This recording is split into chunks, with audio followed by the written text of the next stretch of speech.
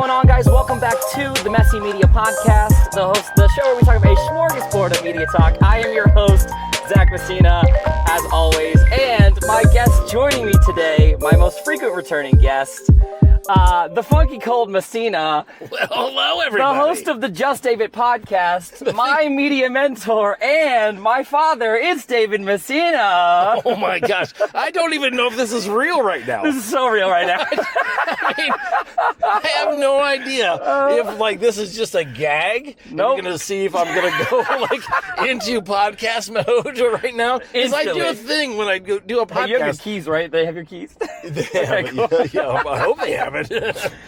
So what we're doing is we're going to go drop him off at the dealership because his truck's in the shop right now, and he needs a ride there. And I figured we've been talking about restarting podcasting together, and I figured this was the most opportune time to do so. I also have no idea where we're going, so you're going to have to tell me where we're going. We're going to Coghlan in Circleville. Okay, we're going to Coghlan and Circleville. I'm going to search it up. Literally before you let me put my seatbelt on, you're handing me a microphone. Absolutely. Like, hey, we're doing this right now. How do you spell that? Coghlan, C-O-G? C-O-U-G-H. C-O-U-G-H. L-I-N. All right, Coghlan Auto. It's right on 23 South. Yeah. Dealership. Bam. Nope, that's not. And it probably would have had you go that way, but that's fine. It'll buff. Man, this truck is really, really awesome. I know. Aren't you sad you sold it to me? No, I'm not at all. I'm really happy. What's so funny is it definitely did want us to go that way, and now I'm wondering if we can just bust a Yui right here. We'll edit that out. You didn't see that podcast. You didn't see that at all. That's a steep hill. It sure is. Ooh. It's okay. We can handle it. We made it. We can handle it.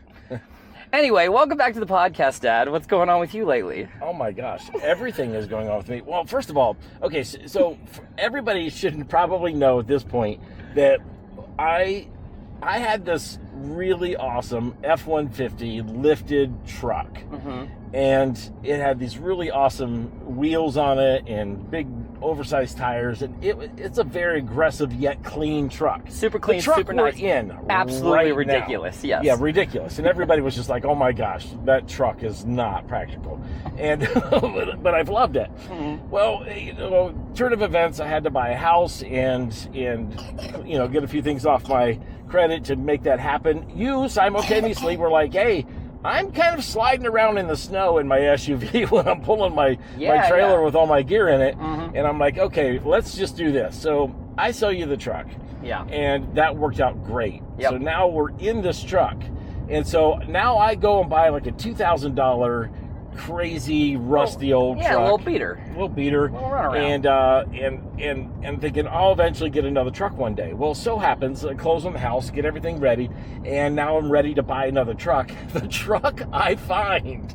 We need to take pictures of these trucks. Insert photo now. Insert it photo looks like right this. now. It Look looks at like these two trucks. They're like identical. It's like Papa Bear and well, because the thing is, you bought almost the same truck, but slightly bigger. This is an F-150 XLT. You bought an F-250 Lariat. Yes. It's the same truck, and then so much so, the one you bought didn't have the wheel guards, the black wheel guards around it like this does. Yeah. And so you went and got black wheel guards around it. Fender flares. I learned that's what they're called. Fender flares. There you go. Yeah, so I put the fender flares on, and it already has the aggressive wheels, which are not identical, but close enough that you see these two trucks, and you're like, oh my gosh, you bought the same truck. I've literally pulled up into people's driveways that, knew kind of that I was doing a truck thing, but here's the other thing. This truck is white. Yeah. The truck I bought as a beater truck is white. Then I went and bought another beater truck because I was like, oh, that's a good deal. It's also white. And then the new truck I bought is white.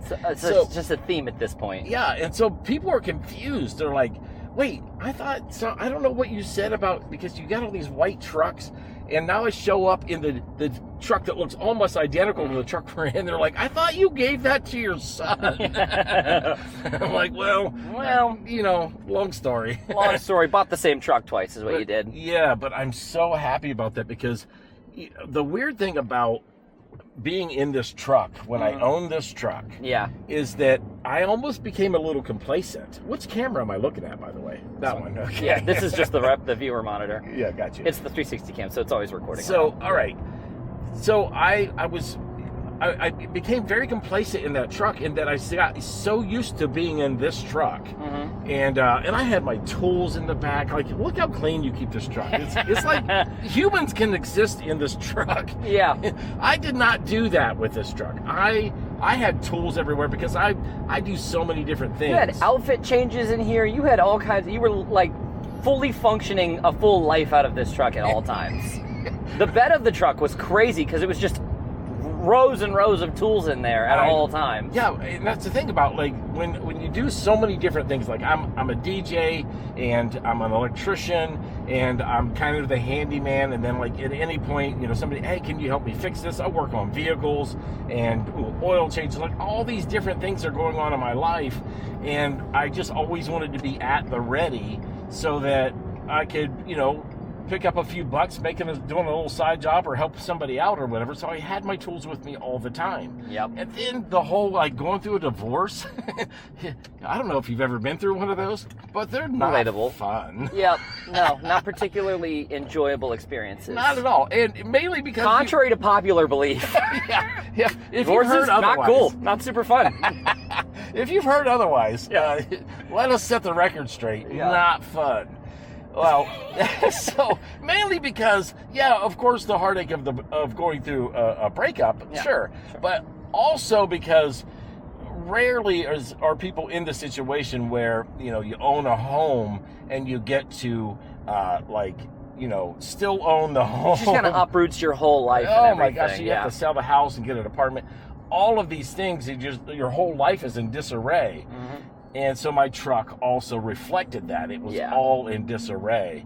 And so I just lost the appreciation for it until, I mean, this is a long way to get to this part of the story. For sure. Listen, I had you on the podcast to just let you thought you'd run for a little while. Yeah. So he didn't prepare any of this before he got in the truck. I didn't even know this was going to happen. So I started, you know, like, got a little complacent, whatever, sold you the truck, and really felt like, okay, that's kind of a relief, because financially I needed to be out front of the payment so I could buy a house. Yeah. And then you pulled up in my truck, your truck. Right. You pulled up, and I'm looking at it like, oh, damn, that's so nice. That's so nice. Oh my God, that's a great truck. I'm like, gosh, man, Zach, you look really good in that truck.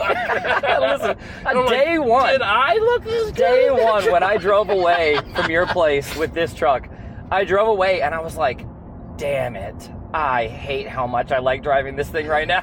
I'm so mad about it. Because I really like it, and I didn't think that I would as much as I do. I thought, it'd be nice to be in a nicer, newer, bigger vehicle. Yeah. But then I got it and I went, damn. Now I'm stuck. I can never not have something like this now. Like, I we're have up to. so high. It's a beast. And like, several times we had, like, the snow blizzards a couple months ago. We had, like, crazy blizzards and people were getting stuck, and we had, like, a level 2, level 3 snow emergency, something like that. Didn't care. This truck didn't care at all. Not at all. I just went anywhere I wanted, whenever I wanted. It was fine. Yeah. Perfect. Yeah. And if I remember right, too, you were kind of like, because, you know, you had driven cars and SUVs. Yeah, smaller and stuff like SUVs that. and stuff, And you'd really never, like, I'm sure you had, you know, got in this truck and moved it or whatever, but using it as a daily driver, that was a new thing to be in a big truck like this. Yeah. And I think you were just like, Dad, I don't know. Like, you had this might be too much. Yeah. Like, this is a bit much. But once you settled into it, well, I think you're right. Like, you're hooked. There's I am. No way. I'm absolutely hooked on this like, thing. I really wish I wasn't, because this is not a cheap truck at all. When I'm in a big truck, I physically look down at people in smaller cars, and I metaphorically look down at on people. them. You're like, haha, peasants below me. Peasants. Yeah. So you bought the new truck, and you sent me pictures of it. And I was like, damn, that is the same thing. Then a couple weeks ago, when we took that picture of our trucks sitting side by side, flash to picture again, we were carrying stuff out, and I moved my truck around the corner because I was taking some firewood from you. And then you gave me a few things, and I went to put them in my truck, and walked up and started to open the door, and you went, hey, what are you doing? And I went, I'm putting it in the truck. And you went, cool, do you want to put it in your truck and not mine?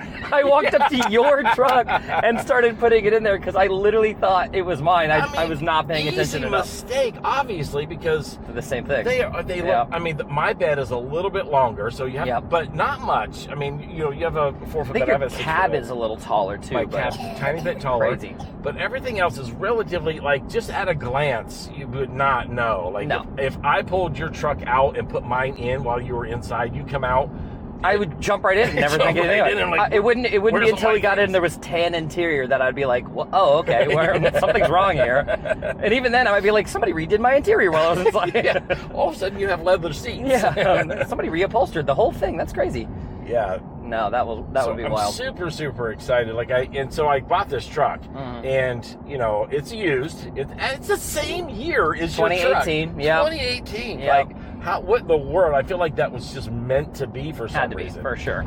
Like, oh, I missed my truck so much, and then there's this upgraded version, same year. And I'm like, oh, gotta have it. Yeah. You had to downgrade temporarily, and then you upgraded even from this. Oh my God, and I love the new truck so much. But anyway, the check engine light came on a couple of weeks after I bought it. Yep. And we were just like, oh my gosh, what in the world? There's no way this check engine light was like just showed up. They had to reset it. And these guys have plugged in their device and cleared the codes and then sold me the truck, and then the codes of course come back because the problem's still there. Right. Like, it's just so shady. Yep. Can't prove it, but that's got to be what's happening. Used car dealers. Yeah, but I'm telling you right now, anytime you ever buy a vehicle, the smartest thing anybody can ever do when you buy a vehicle is buy the extended warranty. I've done that twice now, and it's paid off for me. I bought the extended warranty on this one and got some major things fixed, and then on this, the truck I've just bought, also bought the extended warranty, and now the check engine light, because you buy a used vehicle, it's an as-is situation. Right. And so they sell you a truck as is. That means if you get a check engine light, that's on you, bro. That's on you. Yeah. Figure that out. So, but your warranty's covering this. Warranty's covering it. Sweet. Yep. And they put new coil packs on there, and because the cylinders were misfiring and everything. Crazy stuff. But now they got the work done, and you're taking me to go pick it up, and it's going to be check engine light free, which is going to be awesome. So that was the segment about on the media podcast about pickup trucks. Well, you just throw me into this. I did. Totally lunged you into this. Yeah. I was just going to see how fast you jumped on board of that and see if you just took the reins and ran with it. You did. Totally. 100%. Where do you think you get it from? I know, honestly. Yeah, of course, but obviously it feels like a very natural thing to open up with because you're picking me up to go get my That's truck. what we're doing. That is actively what's happening in the space right now. Yeah. So go ahead. No, I was going to say you were also working on some other projects today, media-related projects. You're was reconfiguring your booth a little bit because you're getting back out there to doing a lot more weddings this year than you did last year. Yes. Scooping up some more weddings, coming back on the team and everything. Yeah. I'm pretty excited about that. And then you're finally accepting the DMX lighting portion of being a DJ. You've been running all your lights on sound mode pretty much your whole DJ career. All right. Full trash can in the middle of the road here. Full trash can right in the middle of the road. Yep. All right. You're picking open a scab a little bit, but that's okay. Let's just go ahead and bleed all over your truck. Absolutely. That's fine. Okay. Yes, okay. As a DJ, I have gone through this entire migration of lighting with being a DJ. This migration is different than the migration you've gone through because when I started and you were just, 2 years old or whatever, I started way before that, but I was dealing with these par cans in gels. Yeah. And these and that's what you had. These lights. But to be fair, when you started DJing, they were just wheels of stone they carved audio files into, right? That's it. You had to spin a wheel of stone. This is how I DJ'd. You just crank the record around like this. Yeah. And Victrolas. Yeah. Yeah. Well, no. So these par cans, there's the lights that, if you don't know what a par can is, it's just this, traditional aluminum theater tin can light that gets stupid hot. and the bulbs burn out, and they're really, you have to turn them off long enough before you like handle 30 them. minutes before you handle them, because they're no joke. They're like 900 degrees. Unless you want to fry an egg before you go, Yeah. they're just wicked hot. So and I hated lighting. I just developed this really hardcore hate for lighting, and I'm like, I know lights are necessary as a DJ, but they're just not fun. No. And I had an arch over my DJ booth. I remember that, yeah. I used to build trussing and do all the things. I have this analog controller for the lights, and it was crazy, the things that you had to go through to set up a really cool lighting system. Yeah. And then LEDs started hitting the market. I'm like, oh my gosh, this is amazing. And additionally, with LEDs, you could buy a whole bar of LED lights that look like bar cans. They don't get hot. They're not heavy. And they have a function that will listen to the music and then flash those lights. Yep. With the rhythm of the music. Super nice. Oh, Game changing. So, game changer. When it first came out, nothing like it in the world. Nothing like it in the world. Yep. So I started buying those things, and I'm like, this is the way to go. So I would just set up I really worked myself into a nice, classy light system. Yeah, you had like two of these 4-par things underneath each speaker. And a everything. couple small movers. Yep. And they all moved to the beats into the light. Like I could just turn them on for dinner time, like all one color or something like that. Yep. And it was just like a classy look. And I was really proud of that. And then we joined this DJ company, and they have standards. Fine, standards are fine. Just, I didn't like this particular standard where they're like, hey, guess what? It was a real old dog, new trick situation is really what it was. Yeah, they're like, this standard is this.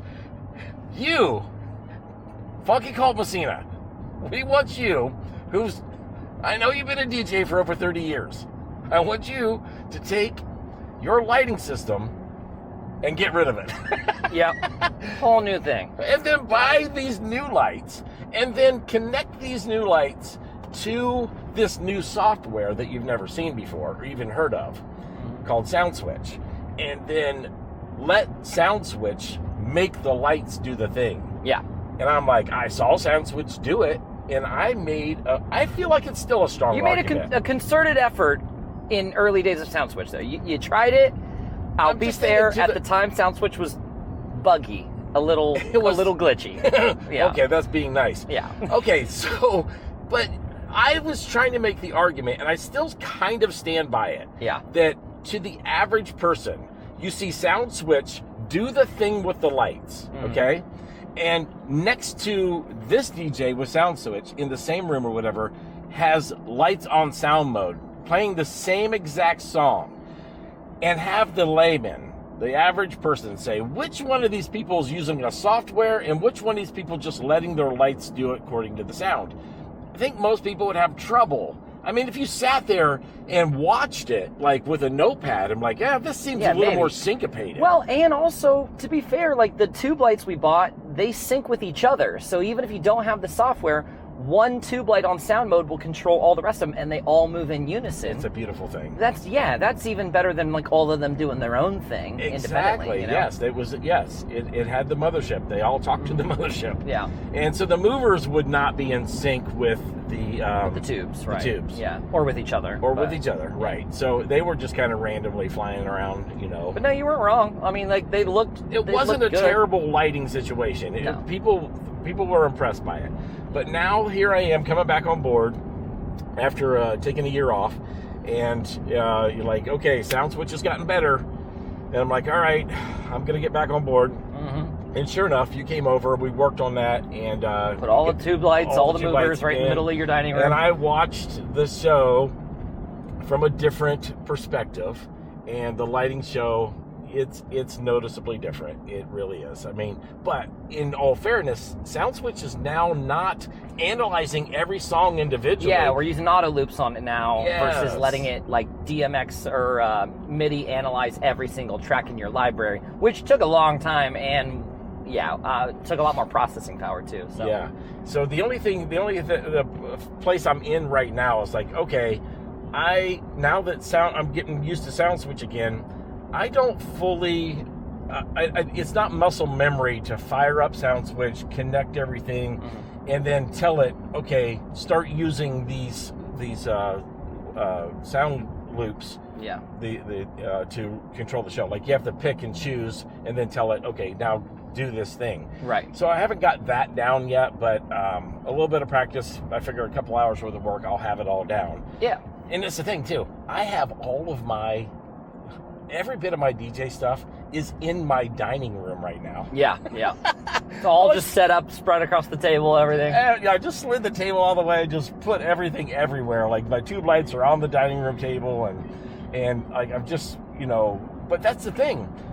When you're in the entertainment business and you're doing and you have equipment to work with, when you're home you have to be able to work with it and practice with it and play around with it, and sometimes you just have to sacrifice a whole room of your house and say, if you want to be I good, do that all the time. That is Yeah. the thing I do constantly. I have speakers set up in the living room or in the garage or whatever. yeah, if you gotta want do to it. be good when you get out there in front of people, you have to be good at home first. Yeah. And I've been an entertainer my entire life. I mean, even as a magician, I was doing, worked for an entertainment company, was doing magic shows for about 4 years.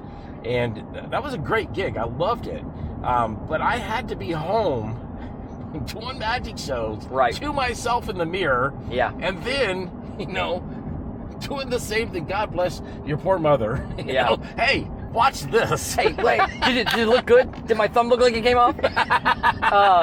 You know what I think is funny about that is, on that note, is that is a skill set that you taught me that I didn't even realize was as valuable until like later in life. When you started teaching me magic tricks and you taught me how to juggle, those were the two big things. Yeah. I would spend hours and hours and hours by myself, like at home in my room, practicing magic tricks, practicing juggling, dropping hacky sacks, by the, hundreds. I was dropping these things over and over and over and over again. But it was that kind of repetitive practice that got me to be really good at these things now. So then I was able to, like, when I did go to show them to somebody, I had spent so much time rehearsing in private. That's something I do with my DJing now. I Yeah. practice at home, and I remember when I first started beat matching and I first started doing like standard mixing, or what is now standard mixing, I spent hundreds of hours just alone at home or at my studio or whatever. It was just like mixing, practice, and then I got really, really good to the point now where when I do this, okay, I'm gonna flip the camera around now to show you the garbage truck in our lane. An hour, they pointed right at us. Pointed I'm like, right at us. This is so concerning. We're doing a podcast and we're coming head on to a Head on huge to a garbage truck. We almost listen. We could take him. It's fine. I feel like maybe we could in this truck. I feel like that guy was on the wrong side of the road. This is not my problem. All right. Anyway, it's something that hours and hours of practice alone would lead me to be so good at what I do, like mixing wise and performance wise. I practice my MC voice at home. Yeah. I mean, I did for a long time. People come up to me now and they're like, "Oh my God, dude, you have like such a voice for this." And I go, "Cool, that was not organic. That was not natural. That was something I rehearsed and refined over time to get as good as I do." But I learned that skill set of practicing at home in the mirror 1,000 times from learning magic tricks and juggling from you. Yeah. I mean, that is really the key, to have the confidence to do any kind of entertaining. You have to have the geekiness to be at home by yourself. And you have to get over the frog in your throat and that little bit of pride in your to be at home and be doing full "what's going on, guys, welcome to," and doing the whole announcer voice thing, like at home by yourself when other people can hear you. Yeah. Somebody was just telling me the other day that they checked out one of my podcasts or whatever, and they were like, just listening to your voice is like soothing in some way. I'm just like, wow, you don't realize that when you have this natural gift, and you have it too, that you're able to utilize that in a way to project and to have a tonality to your voice that is just comes across as like, wow, I don't know what these guys are talking about. Right. But I like listening to them. The DJ voice. You turn the DJ voice on. Other people call, like, in other areas, like their customer service voice. You know, it's like if they're at their job and they're like complaining to their coworker, and then a customer walks in, "Hi, welcome in today," you know, whatever. Ours is just not a customer service voice. It instantly goes like radio DJ. It instantly like, because when I'm talking, like, I'll be real, I notice like I tighten my vocal cords up, my pitch overall goes up, everything is just like much more, "Hey guys, what's going on?" Blah blah blah. If I'm talking naturally, and I'm gonna see if I can relax my voice a little bit. Hold on. Okay, you're gonna practice right. Practice right now. I'm gonna practice right now. Relaxing my voice. If I'm not being an entertainer, I bring my voice down. I'm a lot more relaxed. I'm not as fast or efficient with my words. It's just a lot less like. Wait, hold on a second. Wait.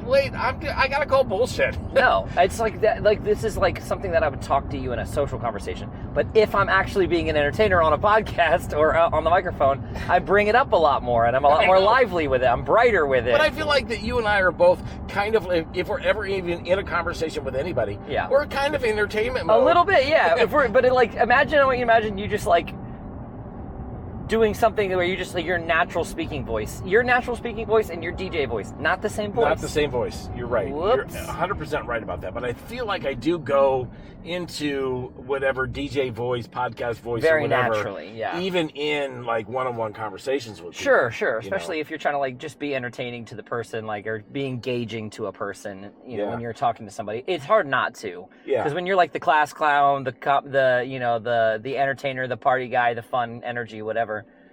It's you just naturally just turn that on. One thing that is, you and I were just talking about this a little while ago, that we did the headshots and everything, and as a part of the headshots, they had videographers there ready to film us doing, what would you call that? Bio videos. Bio videos. Yeah. So we had to do, and I didn't know bio videos were even going to happen. And I remember a few years ago when we had to do the bio videos, and I did know it was going to happen. Yeah.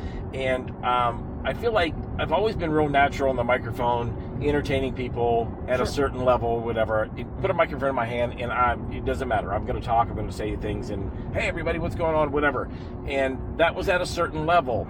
But then when I got into smaller settings, I was a little bit out of my element. Yeah, or you just talking to a camera versus talking to a room of people. And so I remember you were in the studio with me, and there was so little preparation. Like, it's not like notes got sent to me a week ahead of time. Yeah, a couple of years ago, you mean? Yeah, a couple of years ago. And I had a chance to practice all these questions that were going to get thrown at me on camera. Yeah. And like, it was literally just hit right then, and it's just like, okay, here we go. Camera on, 3, 2, 1, go. Ask a question. I had to come up with an answer on camera, and it had to be refined and entertaining too. And basically, the answer had to be in a style of, pick me as your DJ for your wedding. Like, one of the most important days of your life, I should be there for that. Right. And here I am, like, and a bicycle. We just flipped the camera around for that one. That's scary. Right down the middle of a very odd road to be driving down. Yeah. Anyway, so I was not very well prepared for the studio camera experience, talk and go for it. Mm-hmm. I was a little fumbly and all over the place. Right. And it didn't work out. So here we are again, going to this headshot thing, and now we're going to do the video bios, and they're going to ask you questions on camera. They did give us the list a little bit ahead of time, so I had a little bit of time to prepare.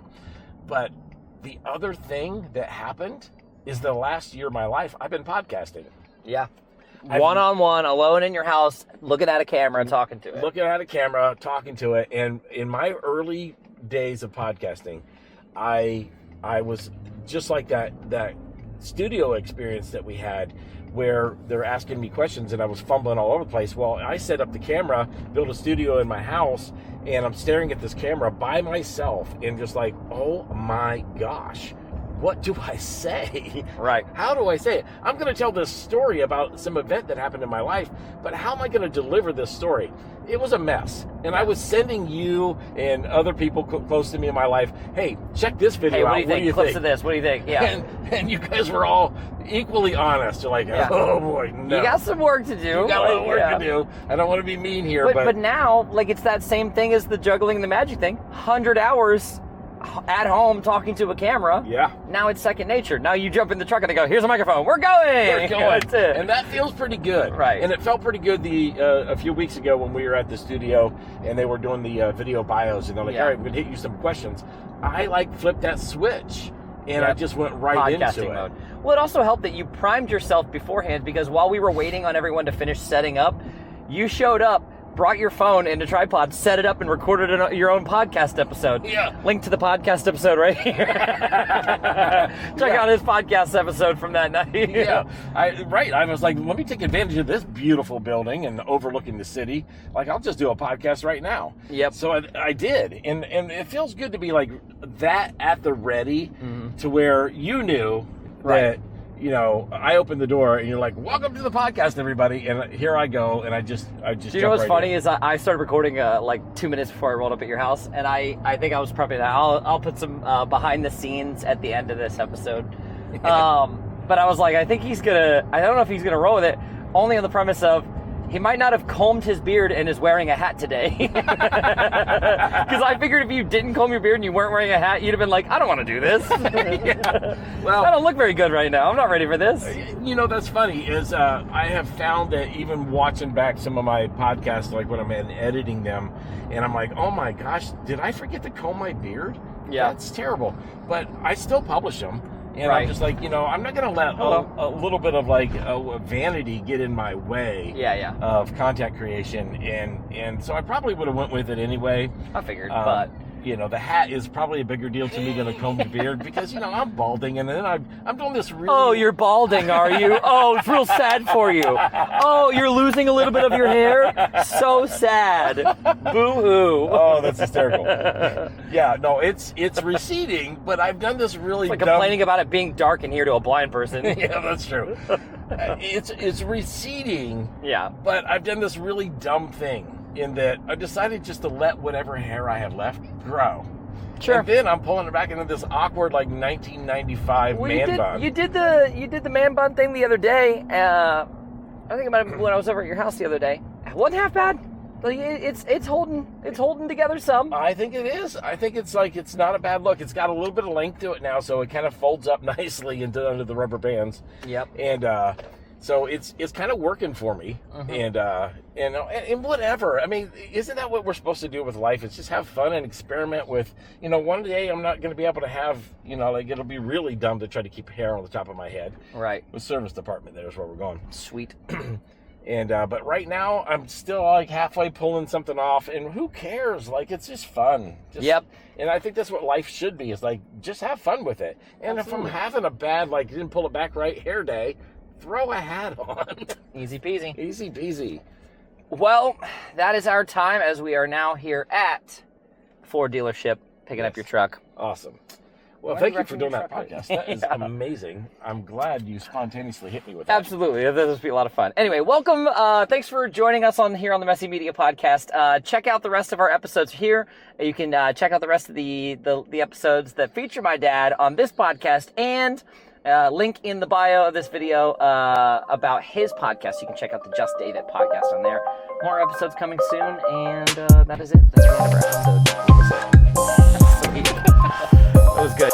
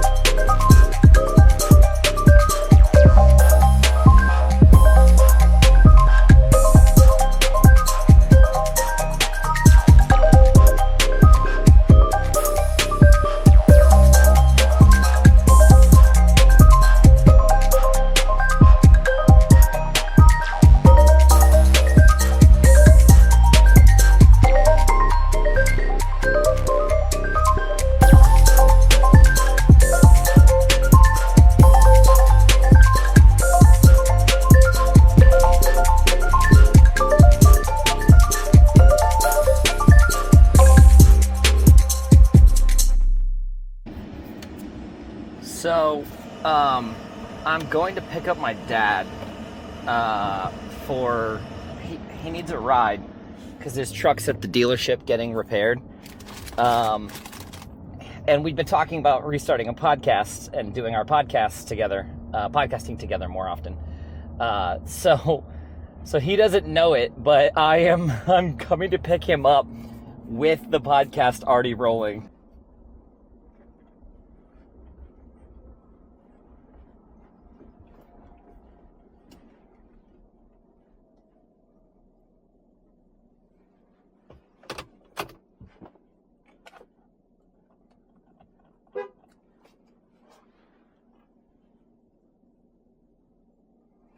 He has no clue what's going on. This is going to be great. It's going to be so good. I'm very excited about this.